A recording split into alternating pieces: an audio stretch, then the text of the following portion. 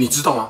过去20年，其实它是有个季节规律的。你说股票市场？对，美国股市呢，每年的8月都是大盘表现相对不好的一个月。哎呦，而且更可怕的是，9月呢，就是历年来表现最差的一个月。所以如果你现在手上的股票一直跌，你不孤单，不孤单，每年都会发生，它就是一个趋势。所以我们看一下 S&P 500，8月份果然一个大下降，原本很快速反弹，大家觉得下降过了，9月第2个下降马上就来了，像一个模式啊，对，一个模式，所以今年也不例外。但对于长期投资人呢，尤其 Coach 这跟我们讲，这个反而是一个可以关注入场好时机。好公司不会因为股价上下，它公司变不好，很有可能在这个时间，这些好公司就被超卖，那就会是一个好的入场时间。那怎么知道哪一只股票是被超卖的 ？Coach 这就跟我们讲，其实最重要的是关系一家公司它实际的内在价值，也就是用这个合理的价值、估值去推算出它的合理价。那这怎么算 ？DCF（Discounted Cash Flow）。所以上一集如果有看的观众朋友，一定会知道 Coach 这根据最新的财报预测，已经算出 NVIDIA 合理价在113块。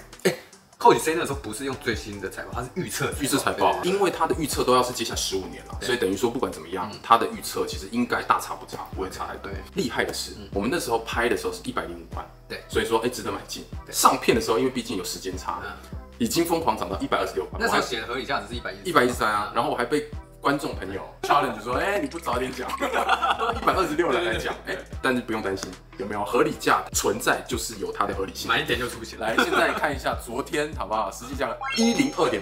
Coach 跟我们分享是，当我们如果知道合理价，我们其实对于这上上下下心中就会更有一个定性。股海杀进杀出的定锚神针，就会知道说，现在相对来讲是低于它合理价。如果你的部位还不够多的话，其实可以考虑少许买进。那个时候超过很多，到126的时候，因为超过合理价蛮多的嘛，可能就会稍微等一等看一看。希望这个 NVIDIA 113块这个合理价可以帮助你在这段期间做出最正确的投资决策。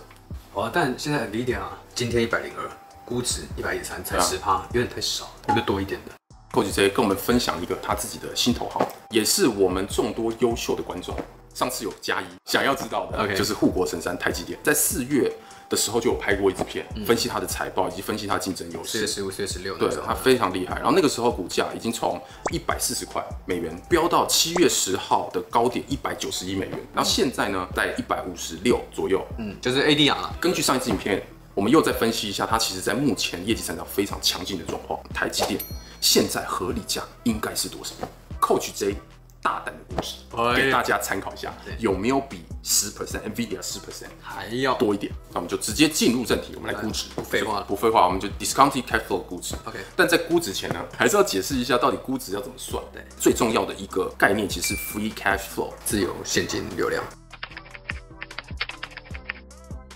然后我们是透过这家公司接下来15年，它可以有的自由现金流量，把它折现到现在。那 Free Cash Flow 要怎么计算呢？其实就是要去看这间公司的 P&L， 对，就是它的财报。是，所以我们就来先看看台积电，它2023年的财报。从最上面开始看呢，就是它的营收，它2023年其实有69个 billion 的营收，对，大概690亿美金，对，很多。它的毛利是在54.4%。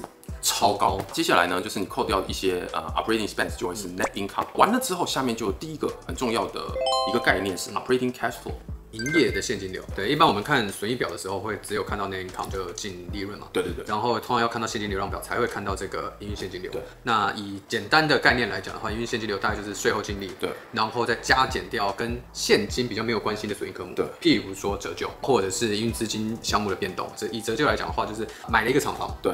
1亿，然后分10年摊提，对，一年1000万。对，在损益表里面，其实折旧会扣掉，讲说这个是一个成本，它每年都扣了1000万，对，这个折旧。可是这个折旧其实看这个营运现金流的这个概念来讲的话，其实应该要把它加回来。然后另外一个东西是，譬如说在损益表里面，我已经认列了营收，对，然后可能会有一个应收账款，应收账款就是跟人家收的钱嘛，对不对？我的应收账款减少了，就是我收了比较多钱回来了。对，那这个其实，这个我的营运的现金流也会增加，大概是像这样子的调整项目。再往下，我们继续看，就会看到 investment 就会是资本支出。对，好，资本支出完了之后呢，还会有个税，因为你减完了之后就会是你的，等于是你的收入了嘛。收入完了之后，扣掉税，就会是你的 free cash flow。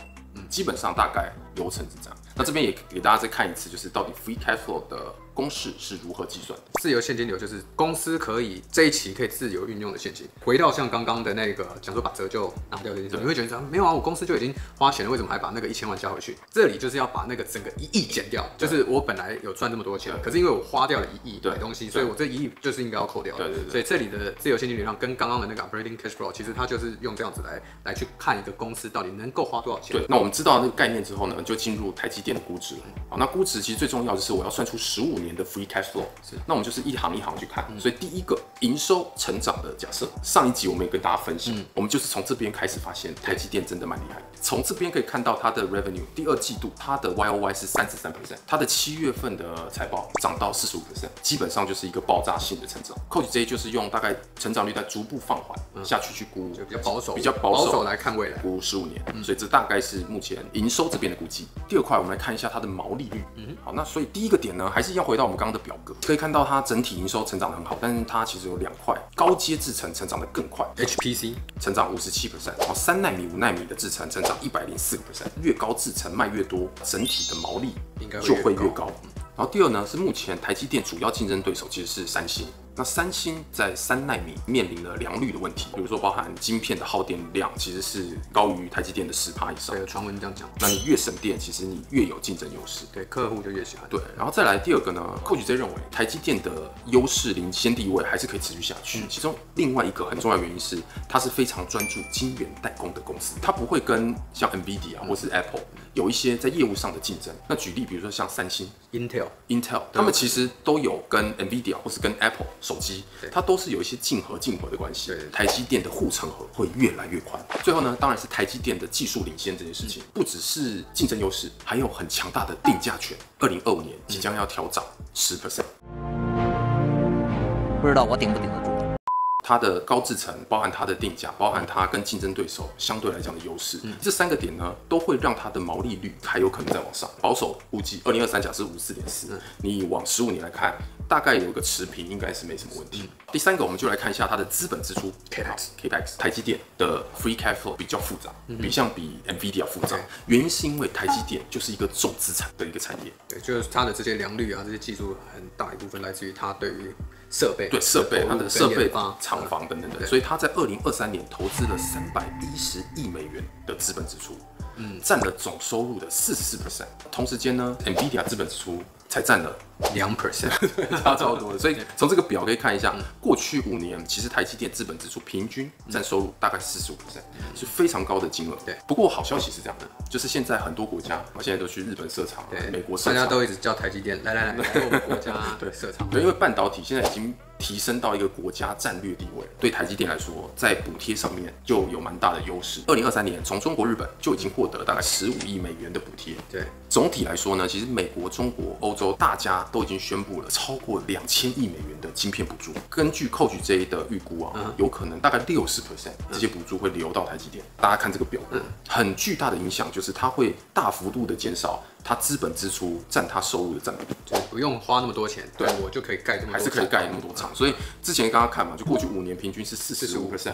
如果我们看到这张表，直到今年3月跟6月，分别从去年12月开始，平均大概都30% 左右，甚至还不到30%。少的资本支出，那 cash flow 就增加了。第4个呢，就是税收。2023年我们预估的税是14%，对，2024年 Coach J 估18%。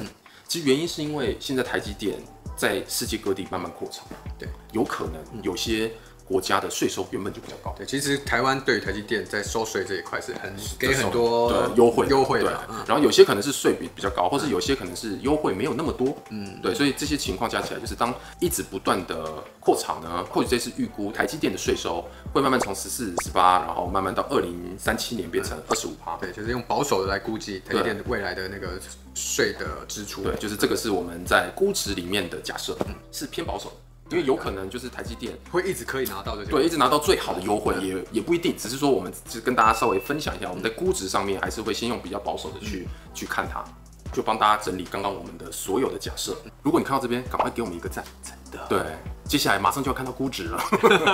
好，听到这边，如果已经觉得手痒、兴奋难耐，已经想准备下单，先稍待片刻，问大家一个问题，就是 DCF 这个事情，其实尤其在现在股票上上下下是蛮重要的一个工具。所以如果大家想要知道 Coach J 到底怎么去建一个 Discounted Cash Flow 的模型，下面扣一。对，你可以自己用同样的概念去算你有兴趣的公司。对，有兴趣公司，有兴趣扣一，有扣一的话，我们就来拍一集。回到重点啦 ，Free Cash Flow 接下来15年到底会如何？10.3% K 高，每年平均啊，不是每年都一样，但是每年平均会涨10.3%。好，那这个现金流呢是比较保守的。如果是用2024年来看的话，今年的 Operating Cash Flow 是会涨30%的，今年的 Free Cash Flow 是成长154%。对，所以今年是一个爆炸性成长。但因为 Coach 在前面估的那些 assumption，后面会慢慢趋缓一些。多保守呢？再给大家另外一个数字当做一个参考，就是 NVIDIA 上次我们做的估值，同样的 Free Cash Flow 每年是涨17.6%。对，所以10.3%，相对来讲的确是比较低一点。知道了这个数之后呢，我们再用折现率把它折完。刚刚说15年嘛，折现率我们是用7.8%。答案揭晓啦，来了，用这些数字全部算出来的合理价应该会是在235 ADR， 现在是多少？156。算一下，算一下差别多少？50.6%。台股2330，如果用美金直接算过来是1490块台币。好，大家可能买台股的朋友可能就会比较知道这个数。不过呢，台股跟 ADR 中间其实有一个12.4左右的折扣。对，所以实际上如果反映回来，应该会是1320块台币左右。是，好，目前大概是这样。所以这个就会是第一版 Coach J 根据刚刚的假设估出来的估值给大家参考。刚刚保守再保守50%，那有没有刺激一点 ？AI 是一个看涨的趋势，对，所以只要不要有太多奇怪黑天鹅事件，AI 这产业还会强劲成长。尤其是像台积电这么强的龙头公司 ，Winner 对 Winner 应该是能够有最大的获利。Coach J 其实也做了一个比较积极的版本，它让 Free Cash Flow 改成13%，台积电的市值将会达到1.88兆美元，每股价就会变成363，又要算一下，再算一下，363除以156。各位观众，132%。假设是台股的朋友，美金换算成台币之后呢，是2035块台币。有没有？之前超过1000就喊学长了。对，现在2035，但是还会有一个折价嘛，一样12.4%，折完的时候是1783，这是比较激进的版本。不过这边还是要先提醒大家一下，台积电呢，大家应该知道，其实还是有一个无可避免的风险，那就是政治风险，可以视为是系统性的风险，跟公司运营没有什么太大关系，它就是一个地缘政治啊，什么等等等等，所以它其实不影响台积电的长期投资价值。不过呢，如果那些黑天鹅或是系统性风险发生的时候，全球市场应该都会受到影响。而且如果长期趋势来讲，台积电现在就是越来越分散它的生产基地，减低一点点风险，但这个还是要跟大家分享一下，这个是在投资上你一定要知道，你自己要评估一下你自己的风险承受能力。看到这边还没有按掉转台直接去下单的朋友，你有福了，有福了。有没有发现台湾的这个2330的股价跟美国的 ADR 有一个价差？可不可以套利 ？Coach J 很常被问到，如果你现在还留着，那你就多知道这个小的知识点，奇怪的知识又增加了，奇怪的知识增加了。2330呢，跟 TSM 的 ADR 主要区别其实就是没有什么太大的区别，因为呢，它其实就是一份 ADR 代表5股的2330，只是一个在美国买，然后一次要买5股，然后一个在台湾买。一次要买1000张，你也可以买0股，对，你也可以买0股嘛，所以就是差别，还有汇率的差别嘛，所以汇率是第一层的影响。然后第二层刚刚有说便宜了12.4，背后的主要最核心的逻辑其实是需求的供给需求问题，也就是美国市场它整体的交易量就是台湾买台积电的2倍，用美国的 ADR 工具买台积电的交易量就是2倍，所以基本上你可以理解，它的需求大的情况下，一定会有一些溢价是正常。第二个呢是，当然有溢价的情况发生，应该是可以套利，让它价格拉平。不过在 ADR 的角度是，你有 ADR 你可以申请，你要换回台积电的股票，但是台积电股票你要包成 ADR， 对，其实就是要有信托公司来做这件事情，所以时间啦，然后成本就很麻烦，因为它没有办法两边同时进行嘛。套利这个行为就没有办法进行，价差应该就是会持续维持，短时间里面应该对持续维持。那维持的底层逻辑其实就是交易量。对于刚刚想要套利的朋友，对刚刚想要套利的朋友，先死了这条心。那我再问一下，那如果这样子的话，有台股2330可以买，也可以去买那个美股的 ADR，那到底要买哪个？有差别吗？唯一的差别就是在你的资产配置。比如说，你如果是原本都习惯持有台币资产，那其实就买台湾的台股就好了。对，那如果说你是想要多一些分散，就是你有些资产是在不同的对美金资产或是不同国家资产，我觉得你就可以考虑去买美股的 ATR。但实际上，我们刚刚在算估值的时候，其实不管你买进价格怎么样，它的整体上升空间的比例其实一样，就是它涨，另外一边也会涨，对，另外一边也会跌，对，只是说它有存在一个价差，然后这个价差也不会弭平的情况下，其实你投哪边其实都一样。